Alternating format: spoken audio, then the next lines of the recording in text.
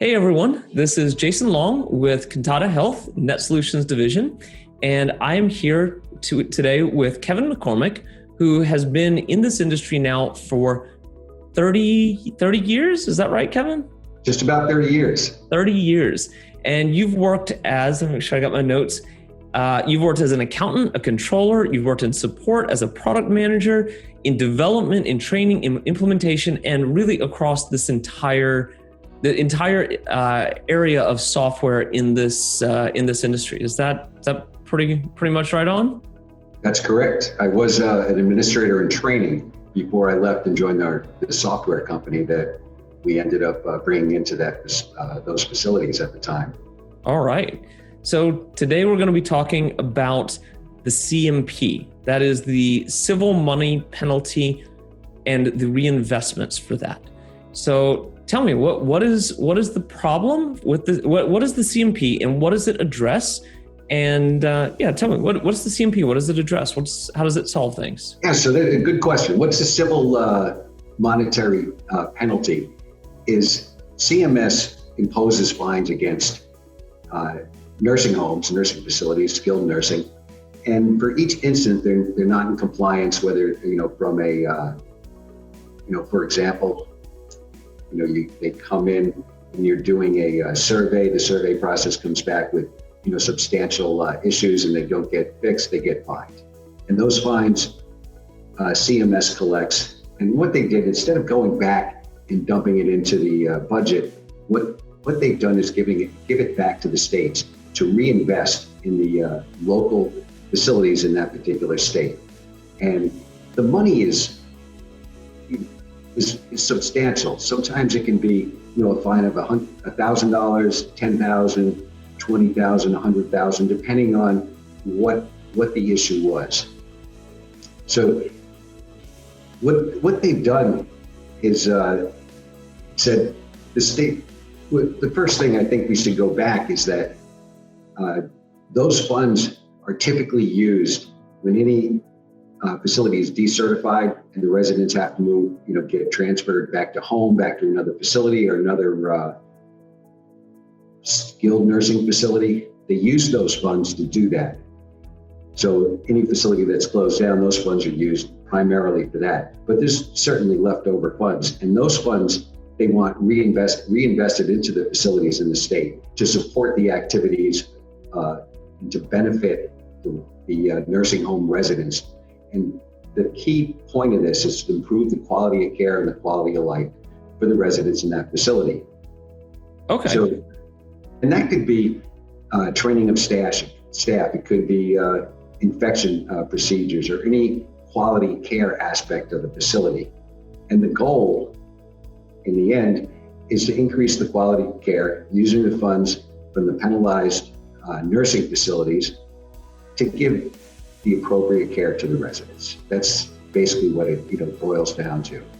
So I'm interested. Do you have any idea what percentage of the money actually goes back to the facilities? That I don't know. I haven't looked at I think most of it does. I think most of it does go back to the state. I don't think that CMS keeps all of it at all. I think what they do is just to keep the program running. What the cost of maintaining the program and maintaining the staff to do this is primarily, I believe, what that money is, that portion of the money is used for. Okay, so the states have a pile of this money sitting around, and then how do you, if I'm a facility, or if I'm an administrator or owner or manager or whatever, how do I get access to that money? Well, that's a good question. How did the facilities participate in this? Yep. Well, there's an application process, and for these funds, and each state sort of determines, based on where you are located, that you fill out an application to get these funds. And so each state, if you go onto the website, which is if you just search Google CMS Civil Money Penalty Reinvestment, you'll get right to the page. Very simple search. And there you'll find state-specific application instructions. So each state has specific instructions.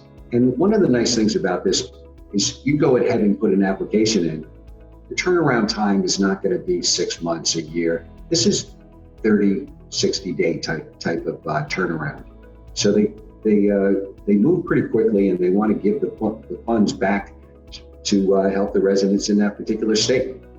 That's great. That's really good to know. I had no idea the government worked that fast ever. Typically not, but in this particular case, they do work rather quickly. Perfect. All right.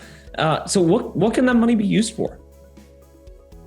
Yeah, so that's a good question. And the money can be can use for a number of things, and mostly it's for helping quality improvement.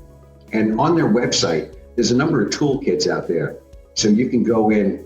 You don't have to spend any money, but there are free toolkits out there to help with infection control, for example, or dementia training, or staff training, or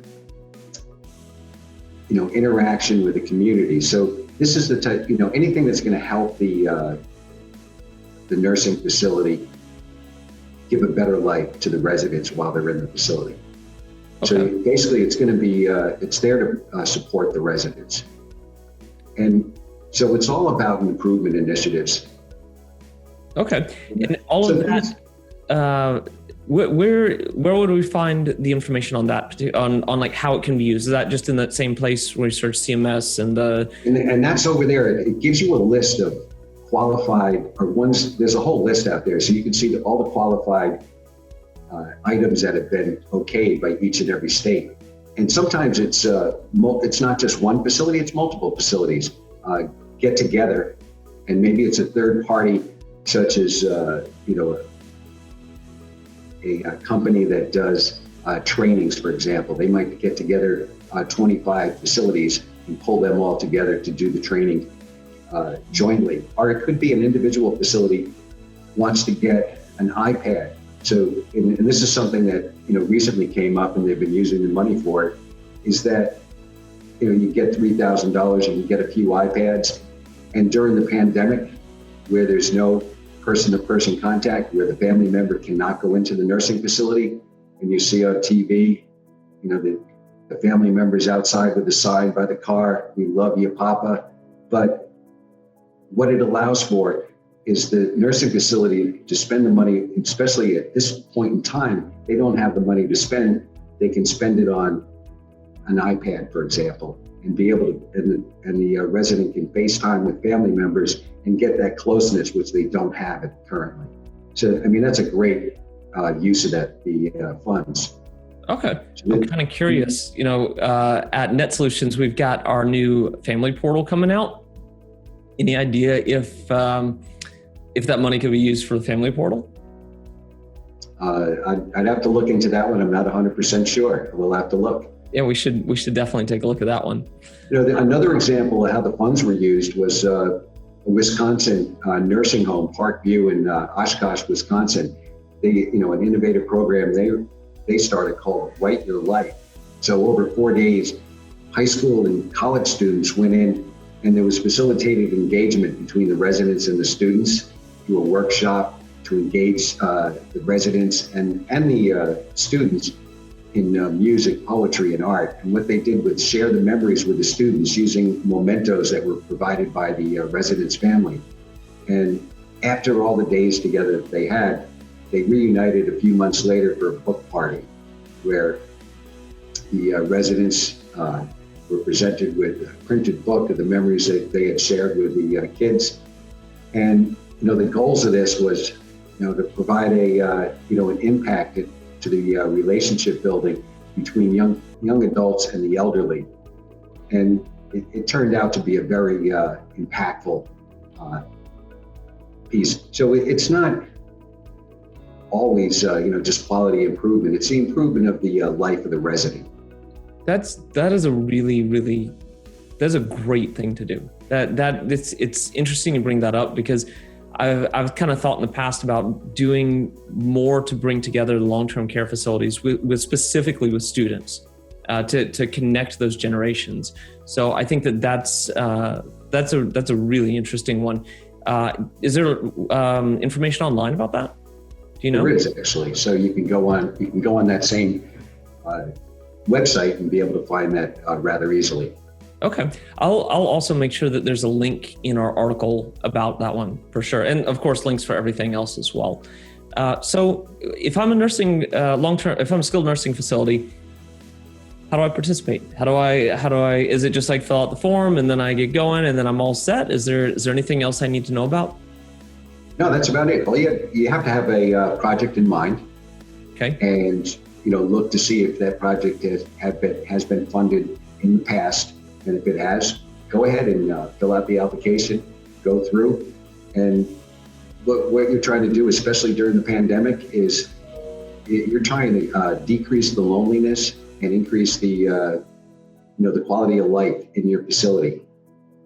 Okay. So what if I'm not a certified long-term care facility?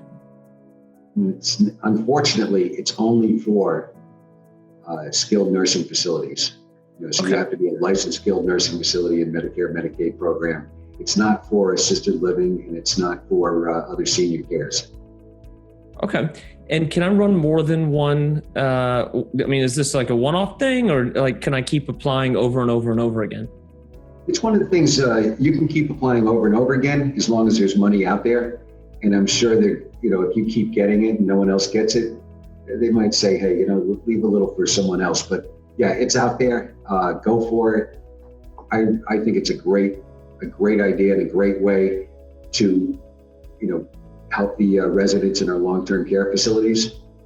And if it's not used, it's just sitting out there. And what I think has happened is a lot of people don't know about this program. Gotcha. So I think if I asked a lot of nursing home administrators, they wouldn't have a clue what I was talking about. But I'm glad we're able to let people know. Yeah, me too. We're going to send this out to as many people as possible. So that's, I think it's a great thing. I think it's really, really good. And thank you so much for bringing this up as a topic for our conversation today. I think it's meaningful and it's going to have a great impact for everybody out there. Anything else before we wrap up on this topic? No, I think that's about it. Thank you very much, Jason, for taking the time and effort to put this together. Yeah, of course. Of course. Thank you. Thank you for giving everybody this great information.